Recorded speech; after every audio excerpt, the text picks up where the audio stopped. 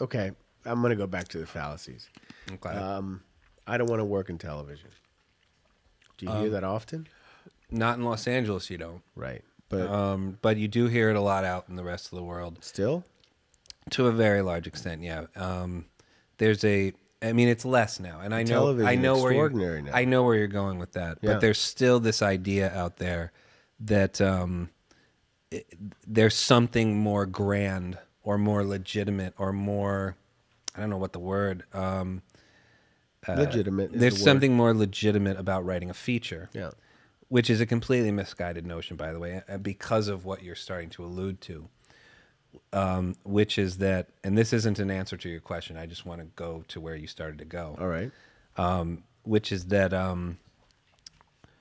because of what the studios have decided, I mean, they didn't sit down and say, this is what we're going to do, but the way the whole process has evolved and the types of movies that they're making, what you've seen is this situation where people who want to make a living as a writer but don't want to write Spider-Man Yeah. or Superman or fill in the blank, right? And there's nothing wrong with those films. It's just that some people don't want to write that stuff, right? That's not their thing. Those people are migrating to television. I mean, some of the greatest writers in this country certainly are working in television right now, because and it's funny, we were having a conversation with Seth Jaret about this morning, that the cable channels in particular have decided that we want edgier stories. We want to hear more unique voices. And so there's a lot greater latitude to do more things in television than there is right now in the feature world. Yeah. So yes, there is a lot of great work that's happening on television right now. Okay. Especially on the premium pay channels like HBO and Showtime, as well as the cable FX and But I and mean, AMC. creatively, is it a different process? Than writing a feature? Yeah. It would seem like there would be more satisfaction in being able to watch a character develop over the course of 5 or 7 seasons than over the course of 2 hours. I guess that's up to each person individually to decide what's more exciting for them. Right. But the process is different in some ways, but mostly the same. Well, television Mostly. writers have more power over the story. Well, that's more of the business end of it. But yes, of course, television writers are the producers, basically. Yeah. Some people have, I mean, anyone who's in Los Angeles knows what a showrunner is. And I'm sure that there are lots of people out there who are not in Los Angeles who know what showrunners are too. But for those who don't, a showrunner is the guy or the woman who created the show. And it is just sort of an industry term for the executive producer. And in television, the top banana, the executive producer, is the person who created the show. Now, having said that, over the last, 20 years or so, as TV shows have started to incorporate more and more and more production value and bigger stories, they've gotten more expensive to make, right? And so because they've gotten more expensive to make, you've seen a rise of what they call the non-creative executive producer, so someone whose only role in the project is to really bring money. Mm-hmm. And so they get the same credit. They're both called executive producers. But the whole point that we were discussing is just that is the writer. In TV, that person is the writer. On a feature, the writer is basically at the whim of the director and the producer. Seth Jaret is with us. Hi, Seth. Hey. Seth Jaret of Content Engine. Hey, Seth. .tv. Really great to have you here, man. Oh, by the way, let me say something really quick. Yeah. And I'm going to say this because it's related to what we're talking about tonight. Okay. And I was reminded about it this morning when we were talking to Seth. we're talking a lot about process, and we're talking somewhat about the business, but from a very specific point of view, and that's the point of view of a writer. Seth has on his website an amazing series of videos that basically lay out, this is what the business is.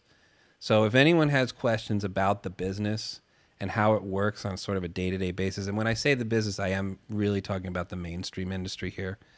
I go watch them. I mean, it's there and it's free and it's available to you.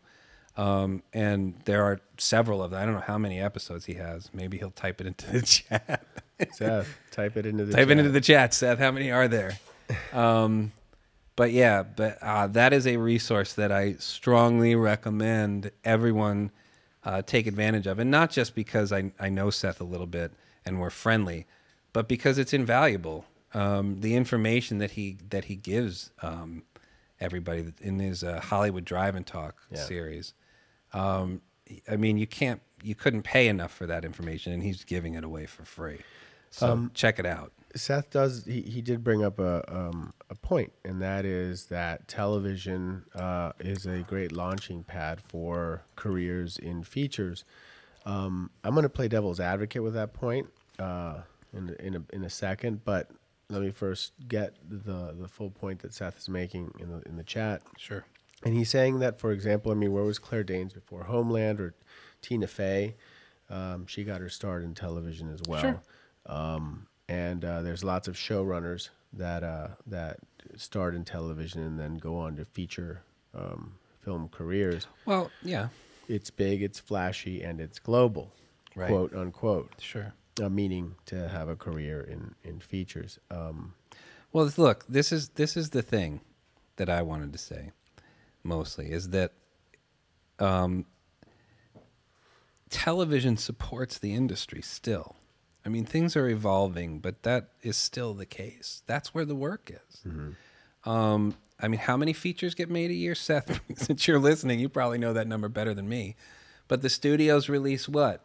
Maybe 30 features each at most a year. Mm-hmm. That's it. And there are how many studios? 7? How many? I don't even remember. Universal, Paramount, Fox, Disney, Sony. 5. There are 5? Yeah. Now we have to have left someone out. But anyway, okay, but the point is, right, that's what, 100, 200 projects that get released each year, features? Yeah. That's nothing. So 100 people or 200 people, whatever the number is, that's how many work this year? I mean, plus, yes, of course, you have multiple writers on this project, but it's still a small amount. Television supports the industry. I mean, and the sooner you can kind of get hip to that and get comfortable with it, the better. And not only that, but there is the creative part of it, which is that cable networks are taking more risks, and they'll actually give you a lot more freedom and a lot more control. The devil's advocate part of that I prefaced with, that I was gonna bring up, is that I mean, the type of television that we've been seeing for the past 3-4 years. No, wait, since The Sopranos. Wait, at least since The Sopranos. I mean, that's really, really great stuff on every single creative level of production. Certainly the first several seasons of each of those shows. Photography, production crew, acting, directing, story, everything. Right.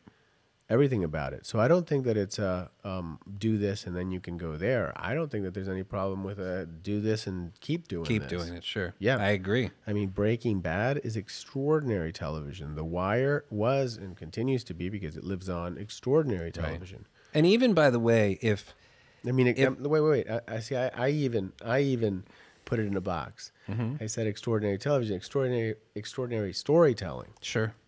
Yeah, no, absolutely. It's not a comparative. It doesn't bear comparison. It just, on its own, it's really, really well developed, well honed, well told stories. Yes, absolutely. I totally agree with you. And the only other thing I was going to throw out there is that if you wind up being a staff writer on one of these things, then you're always going to have a hiatus. And if what you really want to do in your downtime is write a feature, develop a feature, you'll have time to do that. But the work is in TV. What is the draw? Oh well, we already said. We already said. I just wanted to keep beating this dead horse. He is, Flog the dead horse. Flog the dead horse. I shall. Good name for a band. Flog the dead horse. Yeah, why not? All right. We're starting it tomorrow.